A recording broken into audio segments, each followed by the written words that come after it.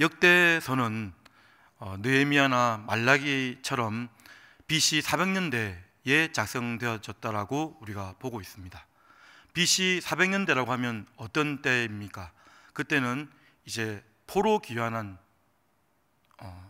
세 번째 포로 귀환한 때라고 할 수 있습니다. 바벨론에서 이제 예루살렘으로 돌아와서 느헤미야를 통해서 성벽이 재건되어진 때라고 할 수가 있습니다.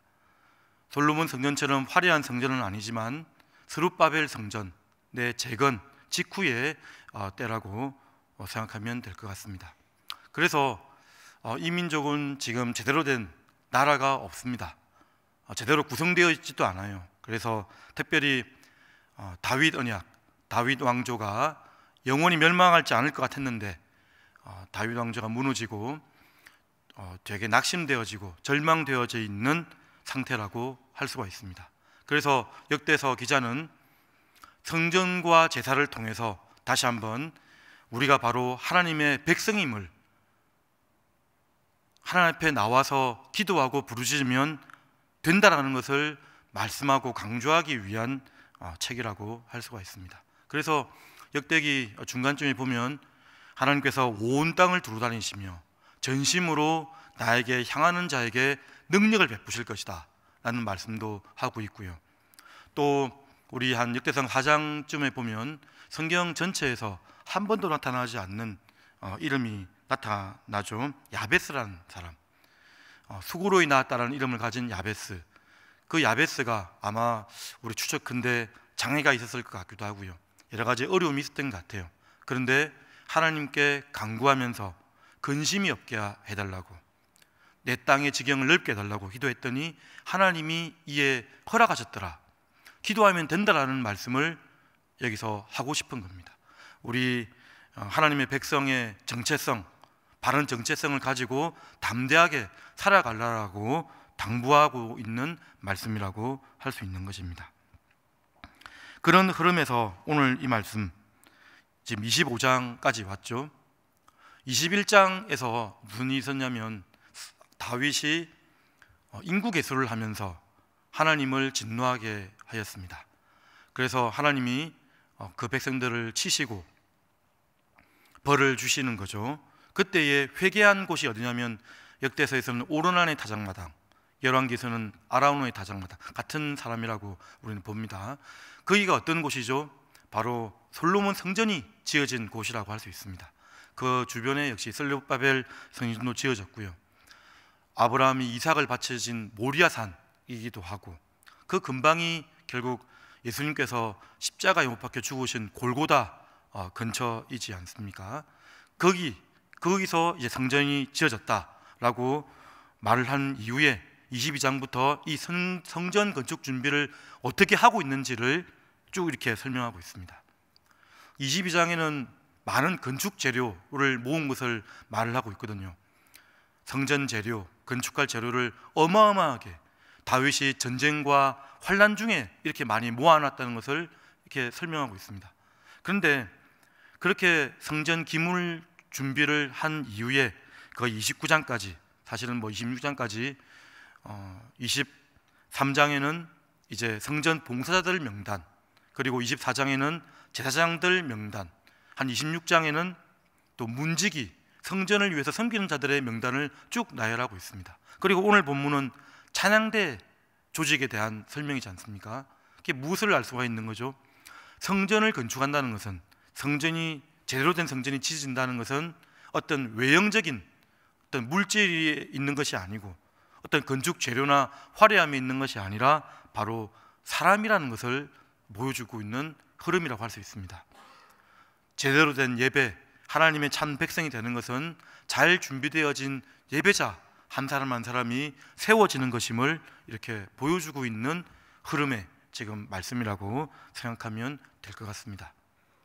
언제든지 이렇게 아침마다 예배 드리는 여러분들처럼 하나님을 인정하고, 오늘도 하나님이 우리의 문제의 해결자이시고 도움이시며 주인이심을 인정하니까 이 새벽에 여러분 나온 거 아니겠습니까?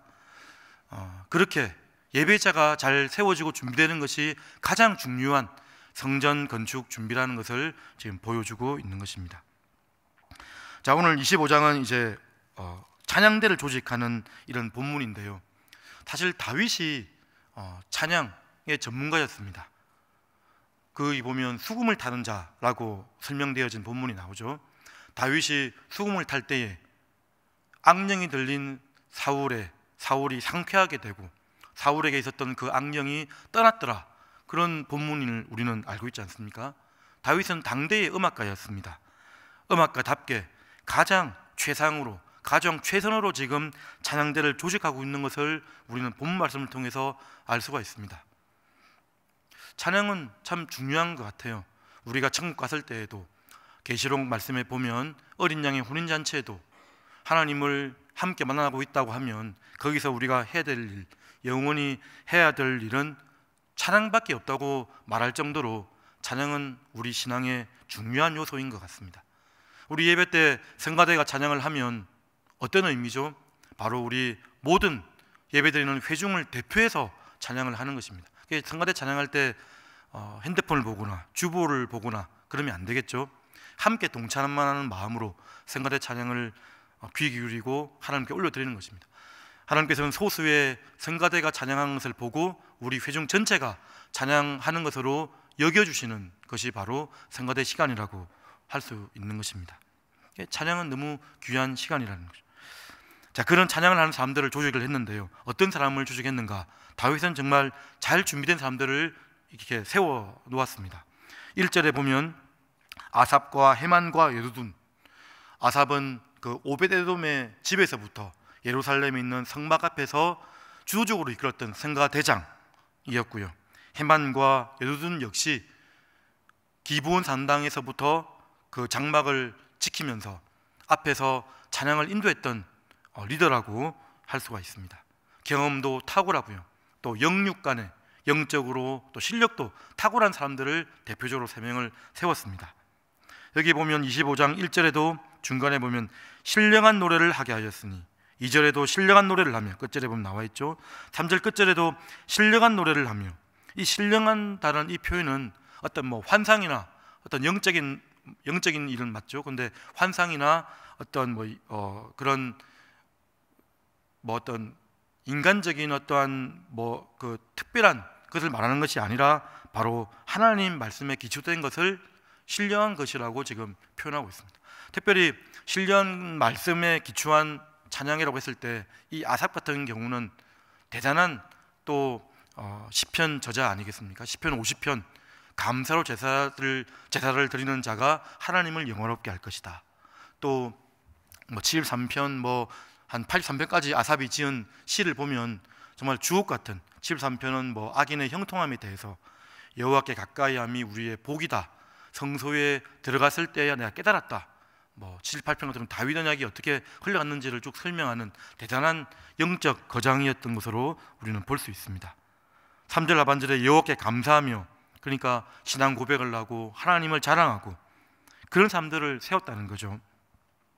그리고 또 헤만 같은 경우는 5절에 보면 왕의 선견자라, 또 왕과 함께 정치를 논하는, 충고하고 조언해주는 그런 사람이었다고 말을 하고 있습니다. 여기 5절에 나팔을 부는 자들이라는 단어가 있는데, 사실 이 말씀을 좀 제대로 번역을 하면 나팔이라는 것은 뿔이라는 단어인데요, 하나님이 높여주기로 약속한 사람 헤만에게 14아들과 딸을 주셨더라. 아마 헤만은 사연이 또 있었던 것 같아요. 그래서 특별한 은혜 가운데 또 자녀들을 얻게 되는 그런 일들이 있었던 것 같습니다. 한 7절쯤 보면 여호와 찬송하기를 배워 익숙한, 지혜 있고 기민하고 민첩한 자들이 세워졌다라고 지금 말을 하고 있는 거죠. 그러니까 다윗은 가장 탁월하고 경험적으로나 하여튼 명육간에 정말 탁월한 사람들을 이렇게 세워놨음을 우리가 알 수가 있습니다. 그리고 또한 이렇게 탁월한 사람을 세워놓고, 그리고 이 탁월한 사람들을 잘 조직하여서 하나님께 올려드리고자 했던 것이죠. 1절에 보면 다윗이 군대 지휘관들과 더불어 이 세 사람을 세웠다라고 나와 있는데, 여기서 군대 지휘관이라는 번역도 좋지만 리더들, 지도자들, 성전을 지키고 또 세워나가는 레위 지도자들과 함께 찬양 대장들을 세웠다라고 이해하면 될 것 같습니다. 다윗은 독단적으로 일하지 않고 함께 사역했음을 우리가 알 수가 있습니다. 8절에 보면 그래서 이 찬양 대원들 23장에는 한 4,000명 정도 있다고 합니다. 4,000명 정도. 근데 이 본문에서는 24반차로 약 288명을 그 리더격으로 먼저 세워놓아져 있습니다. 이 세 사람 아삽과 여두둔과 헤만의 아들들 24명을 중심으로 이렇게 세워진 거죠. 근데 그 24명을 세울 때에 8절에 보면 큰 자나 작은 자나 스승이나 제자를 막론하고 다 제비 뽑아 직임을 얻었다. 공평하게, 그러니까 뭐 큰 자나 작은 자, 나이가 많을 수도 있고 적을 수도 있고, 또 큰 자나 작은 자는 실력의 차이도 보여주는 단어라고 할 수 있죠. 실력이 좋거나 좀 부족하거나 스승이나 제자나 똑같이 공정하게 서로 배려하면서 세워주면서 이 찬양대를 조직하였다라고 지금 설명을 하고 있는 것입니다. 여러분, 이 성전이라는 것은 이 역대서를 읽고 나서 여러분들이 요한복음을 자세히 읽어보시면 성전 대신 그리스도를 우리가 또 주목할 수가 있습니다. 예수님이 바로 우리의 성전 되시고요, 심지어 사복음서에 보면 예수님은 성전보다 크신이라고 말씀을 하고 있습니다. 그리고 그 사복음서를 넘어서 이제 신약 전반 바울 서신으로 넘어가면 바울이 고백을 하고 있죠. 바로 우리가 바로 하나님의 성전이라고 이렇게 고백을 하고 있습니다. 우리가 성전이 되는 것이죠. 우리가 하나님 앞에서 최상의 것을 드릴 수 있고 최선의 것을 드릴 수 있는 그런 성전이 되어야 함을 말씀하고 있습니다. 골로새서 3장 16절 말씀 한번 다 같이 읽겠습니다. 시작. 그리스도의 말씀이 너희 속에 풍성히 거하여 모든 지혜로 피차 가르치며 권면하고 시와 찬송과 신령한 노래를 부르며 감사하는 마음으로 하나님을 찬양하고 우리의 심령에 말씀이 거하여져서 하나님을 노래하는 그런 삶이 되어라고 이렇게 말씀을 하고 있습니다. 여러분, 이 새벽에 어떻습니까? 말씀을 듣고 나서 거기서 뭐 많은 말씀 들으려고 하지 말고 품으려고 하지 말고 그냥 한 절 말씀, 한 단어라도 품고 하루를 살아갈 때에 그때 하나님이 역사하시고 인도하셔서 우리의 입술에 찬양을 주시고 찬양의 노래를 붙여주신다는 것을 알게 되는 때가 있지 않습니까? 말씀을 품고 나가라고 지금 설명을 하고 있습니다. 또한 에베소서 1장에 보면 에베소서 1장 말씀은 어떤 말씀이죠? 삼위 하나님, 성부, 성자, 성령 삼위 하나님의 그 자기 백성을 향한 구원 계획과 경륜에 대해서 설명하는 말씀입니다. 근데 그 성부 하나님, 성자 하나님, 성령 하나님 말씀하고 있는데요, 그 끝절에 보면 다 우리를 지으신 목적이, 우리를 창세 이전부터 택정하신 목적이 바로 하나님을 찬송하기 위함이라고 설명하고 있습니다.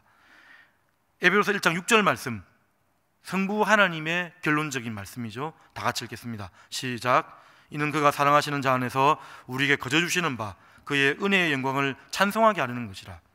은혜의 영광을 찬송하게 하려는 것이라.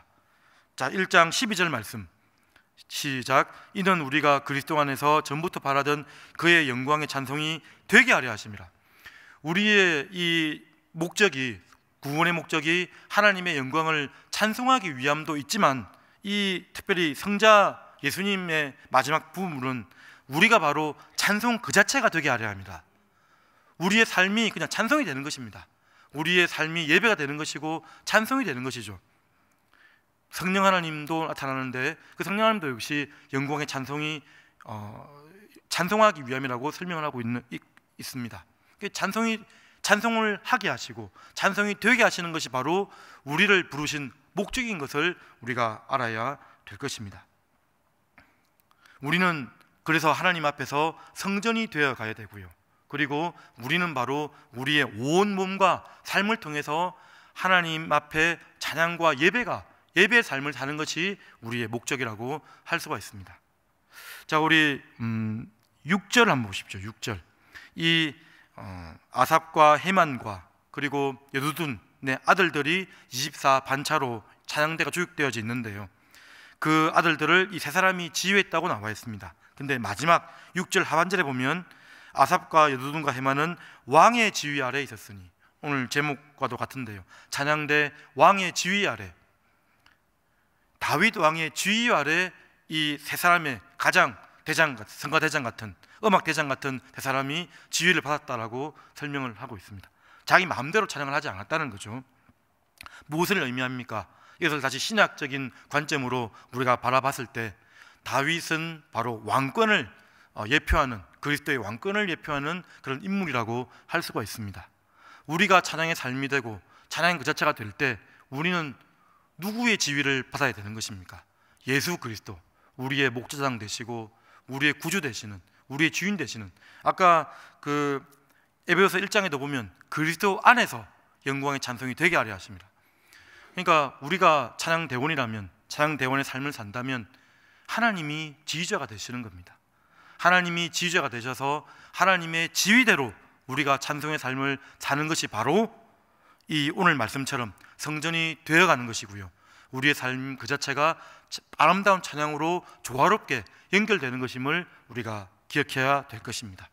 오늘 이 아침에 나온 이유가 우리가 찬송이 되기 위함인데요, 우리 마음대로의 찬송을 부르는 것이 아니라 하나님의 지휘 아래 하나님이 또 어떻게 지휘하시는지를 알기 위해서 여러분 나온 것 아니겠습니까?